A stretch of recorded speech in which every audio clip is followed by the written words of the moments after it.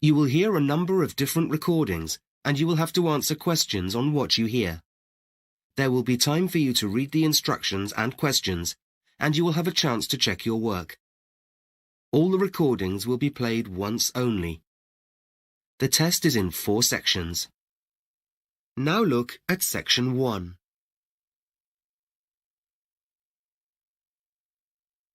Section 1. You will hear a man talking to a woman on the phone about booking a room for an event. First, you have some time to look at questions 1 to 6.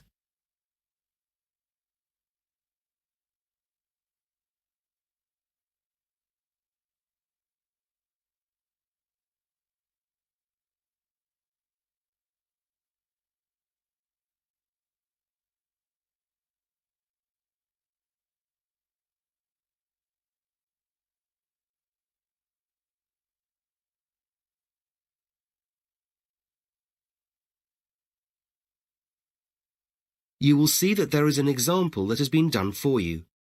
On this occasion only, the conversation relating to this will be played first. Silverton Hall event booking. Jenny speaking. How can I help you? Oh, hi. I'd like to book the hall for an event that I'm planning to hold. What date did you have in mind? Well, I was hoping for the 15th of January. The man wants to make the booking for the 15th of January, so 15th January has been written in the space. Now we shall begin. You should answer the questions as you listen, because you will not hear the recording a second time. Listen carefully and answer questions 1 to 6. Silverton Hall event booking. Jenny speaking. How can I help you? Oh, hi. I'd like to book the hall for an event that I'm planning to hold. What date did you have in mind? Well, I was hoping for the 15th of January. Let me just check. That's a Friday, isn't it? No, it's a Saturday. Ah, just a minute. I'm looking at last year's calendar. Yes, you're right. We have something on in the afternoon, I'm afraid, but the evening is free. Great. I was hoping to have it in the evening. OK, and what times were you thinking of? Well, the event is from 8 p.m. until 11 p.m. But I suppose we'll need to book it a bit earlier to set everything up, and a bit later to clear up at the end. Yes, you will. So, shall we say 7:30 to 11:30? Would that be OK? Yes, that'll be fine. So, what kind of event is it? Well, I'm organising a concert. Some of my friends and I play musical instruments, so we're hoping to get together and we're inviting all of our friends to come along. Oh, that sounds like fun. What do you play? The guitar. And my friend Jack plays several instruments. Great. So how many guests are you planning on? Well, I'm not sure, but probably about 60. That's fine. Thanks. Can I just mention that some of them are disabled? I assume that'll be all right and that access won't be a problem? Of course. We have special facilities and we've made some improvements recently as well. Great.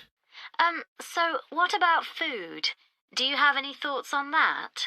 Yes, I thought we'd have something simple. I don't want anything complicated, like a buffet or a 3-course meal. So just sandwiches, really. And also something to drink, if that's OK.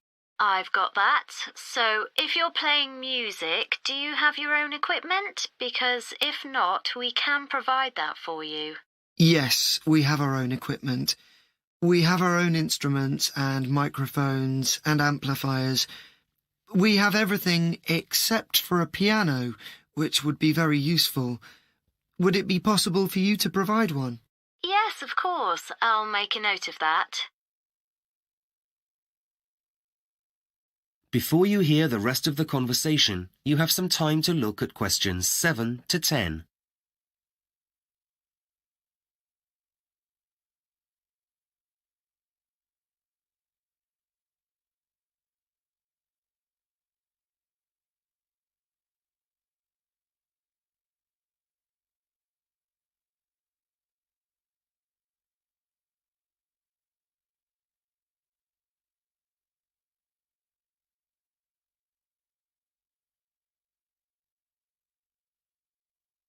Now listen carefully and answer questions 7 to 10.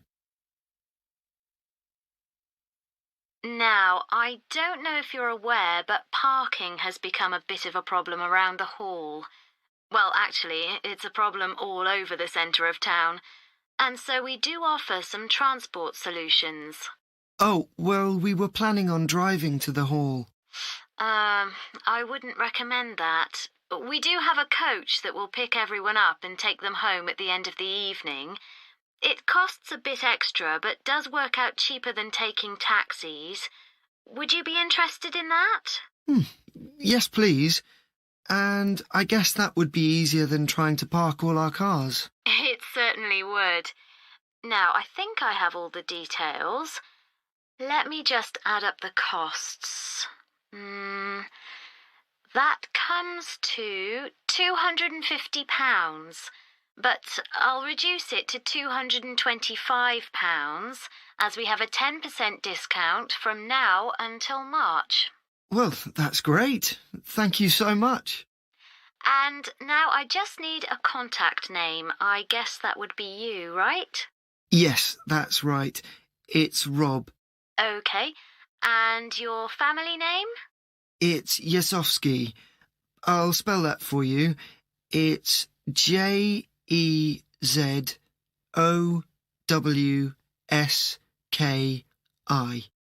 Thanks. And do you have a contact number? Oh, yes. Hang on a minute. I haven't memorised it yet. Yes, here it is. It's 07232 855 496. Great. I think that's everything for now. I look forward to seeing you on the 15th of January. OK, thanks. Bye for now. That is the end of section 1. You now have half a minute to check your answers.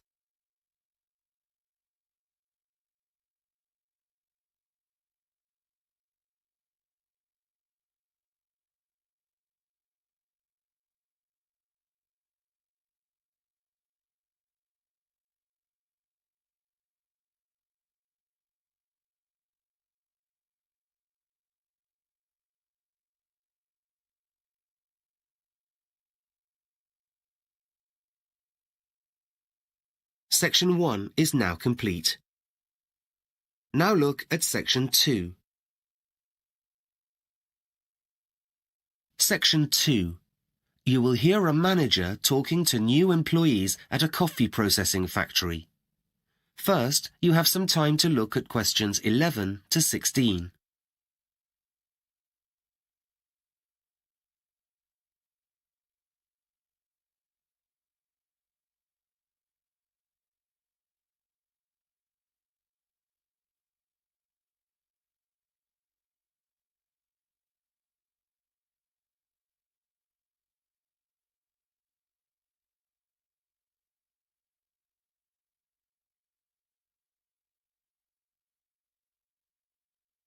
Now listen carefully and answer questions 11 to 16.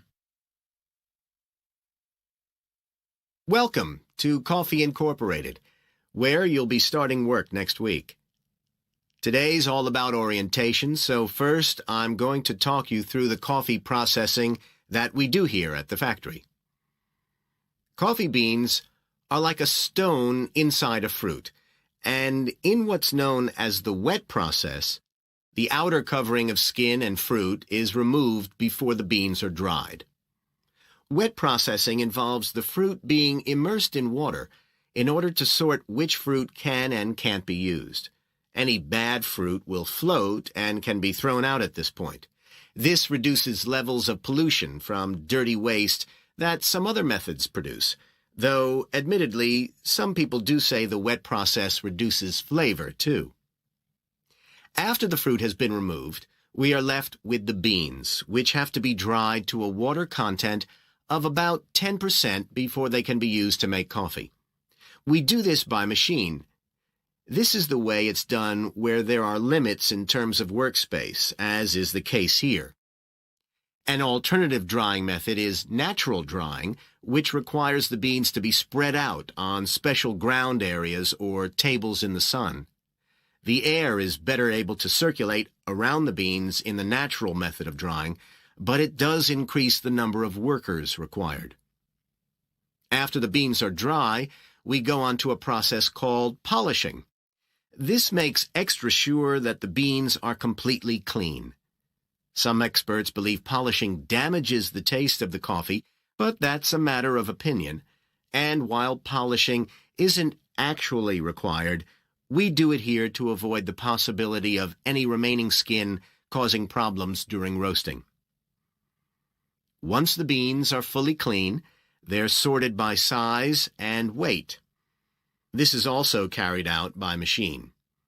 The beans are blown through the air, and the ones that land in bins near the air source are the heaviest and best and will be made into the top quality brands, whereas the ones that fall further away are likely to produce a poorer flavor, though they will still be used for blending and making instant coffee and so on. Beans can also be sorted by color. This is the most difficult and time-consuming task, as it's done by hand and needs workers with expertise and experience. Once the sorting is completed, the beans are roasted and stored ready for distribution. Before you hear the rest of the talk, you have some time to look at questions 17 to 20.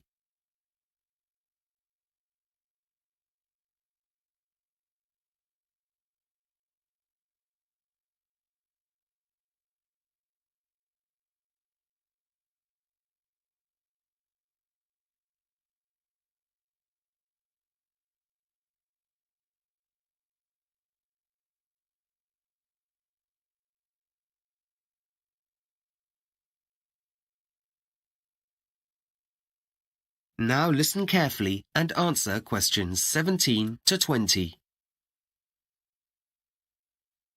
In a moment, I'm going to take you on a tour of the building and we'll see where all of those processes take place.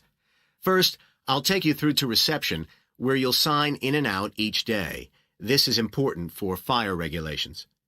That's located next to the visitor center, where we hold tours for the public. Do pop in one afternoon when it's open. As well as seeing the working part of the factory, we have a treat for you, and that's the tasting room, where you'll get to try some of the products we make and which we sell a selection of in our staff shop. These are available to staff at a discount. For one day only, you can choose something there for free as our welcome to you.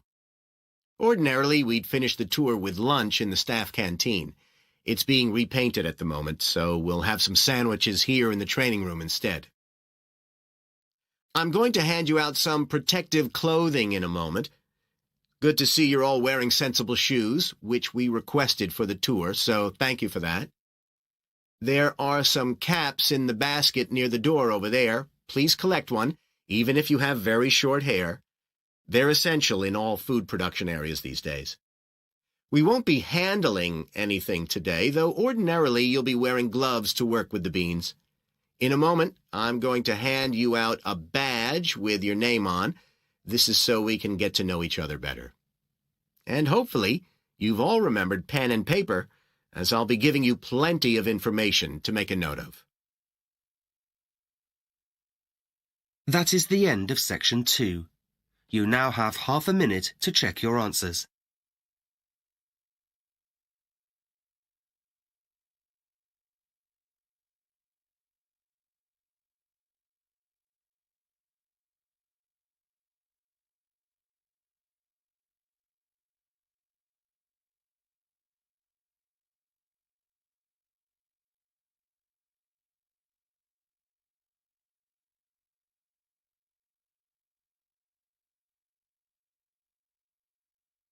Section 2 is now complete.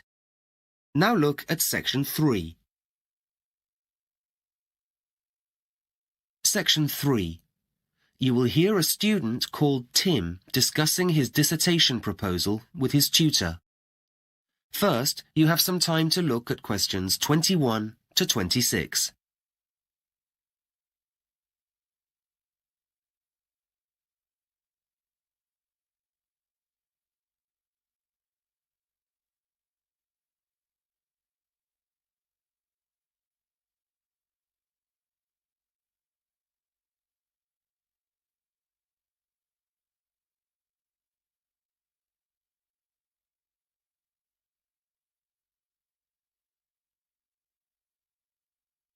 Now listen carefully and answer questions 21 to 26. Have you had any ideas about your dissertation proposal, Tim? I'm definitely doing something about saving dying languages, languages that are in danger of becoming extinct. Sounds like an interesting idea. How are you going to focus your project? Well, my grandmother's first language is spoken by only a handful of people now, so I'd like to record an interview with her that can be kept in an archive, which she was really keen to do when I asked her about it. I know there are linguists already working on recording dying languages, and when we focused on that in class, I realised I wanted to do something for my grandmother's heritage.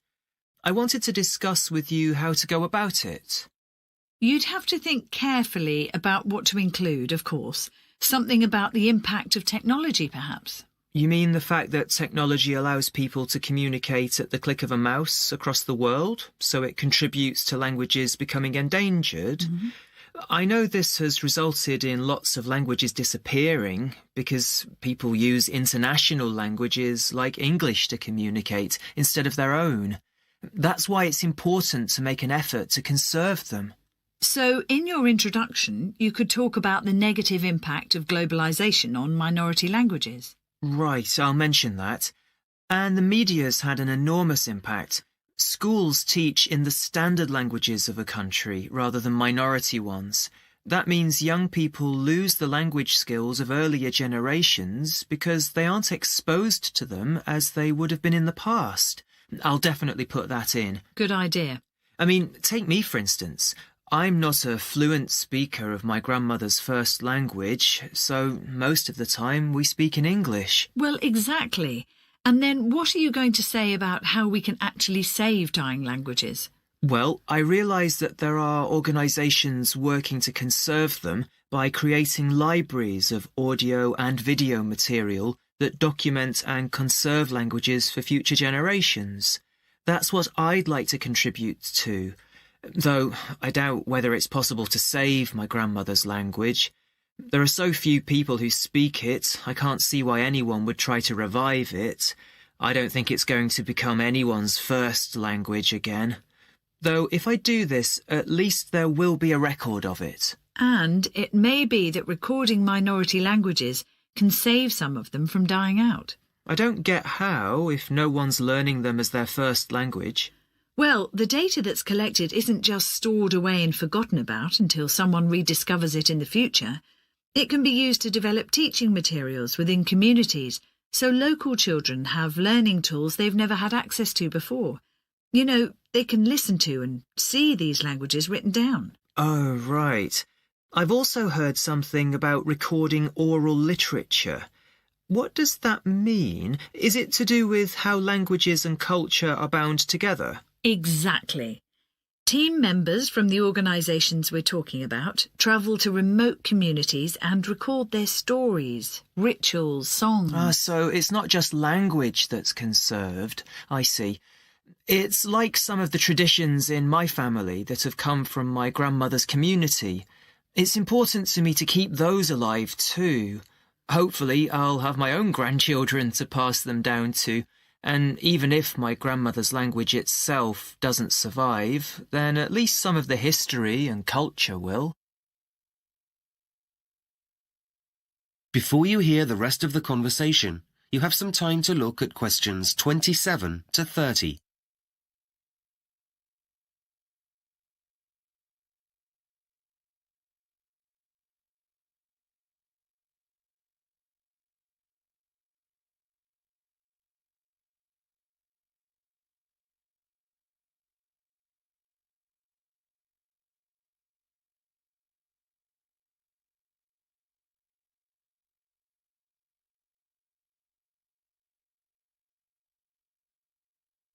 Now listen carefully and answer questions 27 to 30.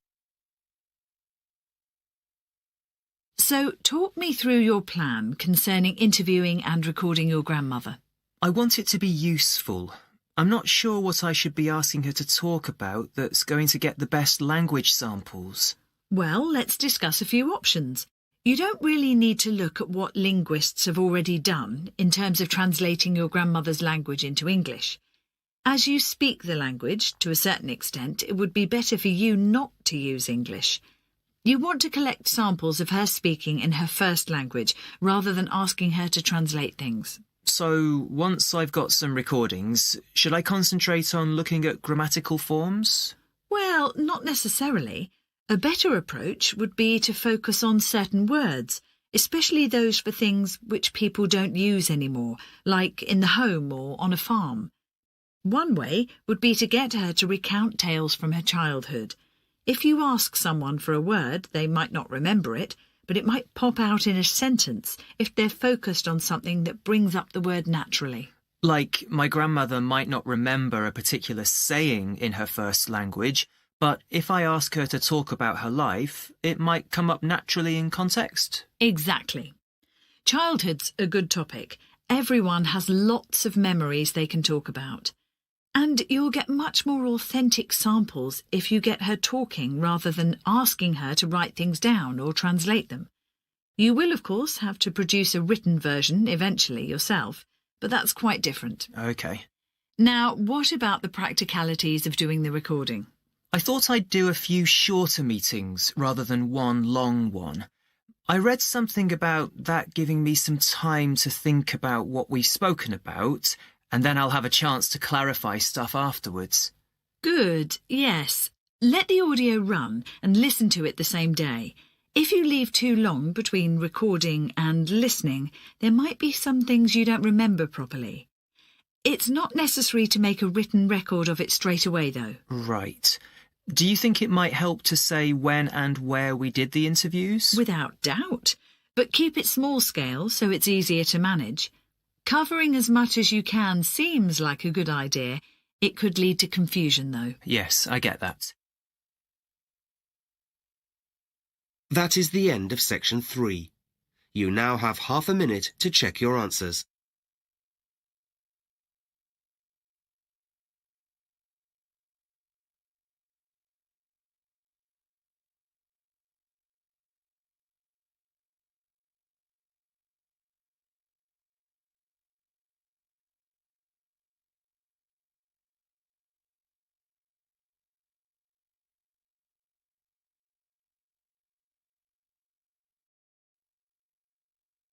Section 3 is now complete. Now look at Section 4. Section 4. You will hear a lecture about the history of time measurement. First, you have some time to look at questions 31 to 40.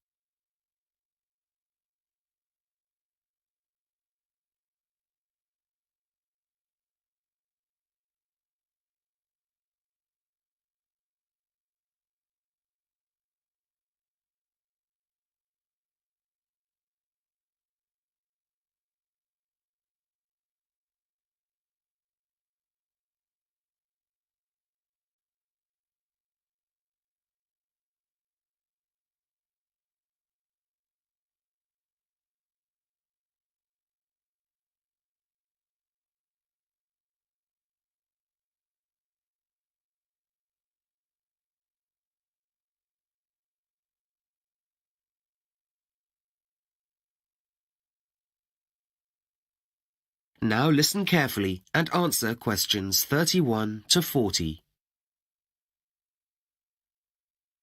Hello. Today, I'm going to be talking about the history of the measurement of time, something we all take for granted now. These days, we're able to measure time extremely accurately, and there's global agreement on what the time is anywhere in the world. But of course, this has not always been the case. So, when and how did it all begin?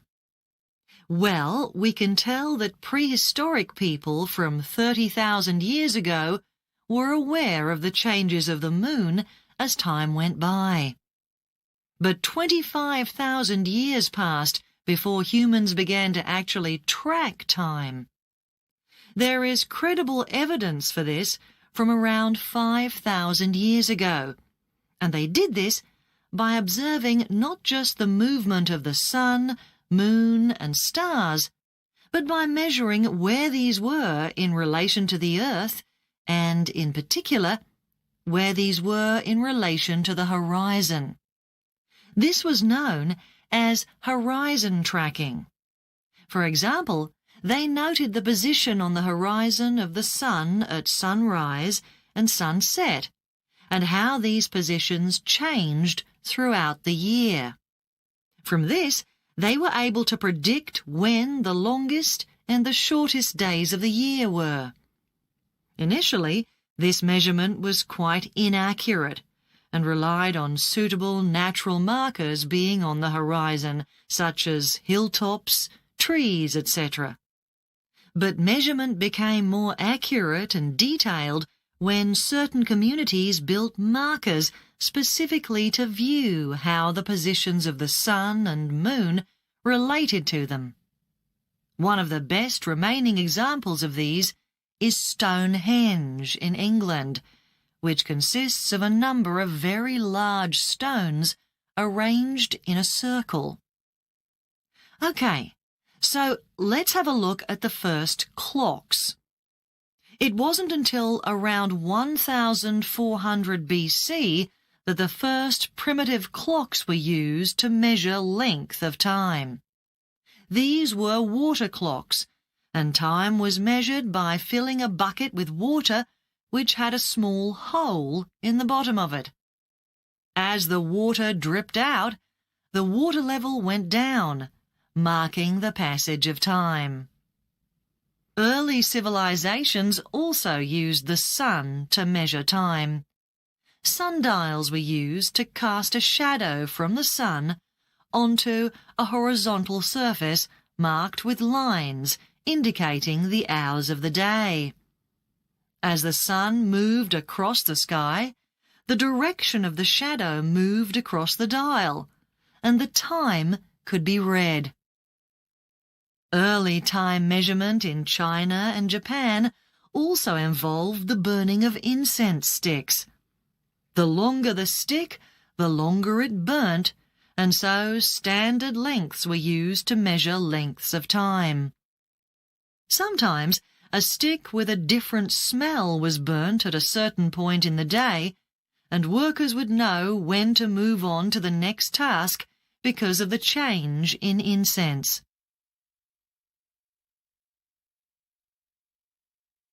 Let's now look at mechanical clocks. The first evidence of these is in the late 13th century in northern Europe. They were made of iron, rather large and heavy, and the wheels of the clock were driven by a weight, which slowly descended.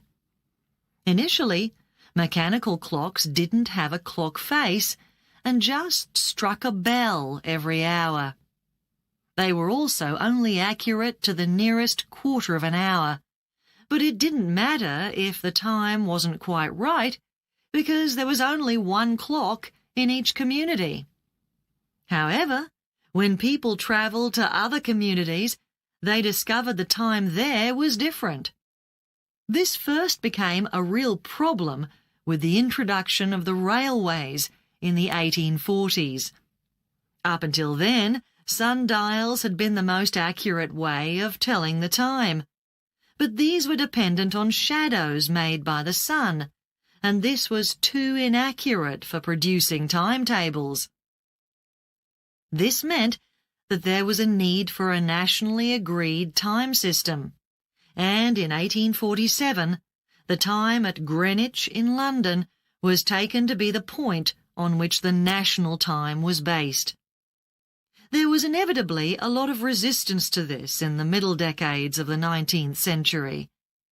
People in other places, like Bristol, for example, wanted their own time and didn't want to be dictated to by London. An even bigger problem came a few years later with the need for a globally recognised time system. International shipping at that time used maps on which Greenwich was the main reference point. As zero longitude passed through Greenwich, it was decided at a conference in Washington that all longitude would be calculated east and west from there. So then it made sense to use Greenwich to also measure time for the whole world, starting at the observatory at midnight. People could therefore be confident that when it was 8 a.m. in California, it was 5 p.m. in Paris every day. That is the end of section 4. You now have half a minute to check your answers.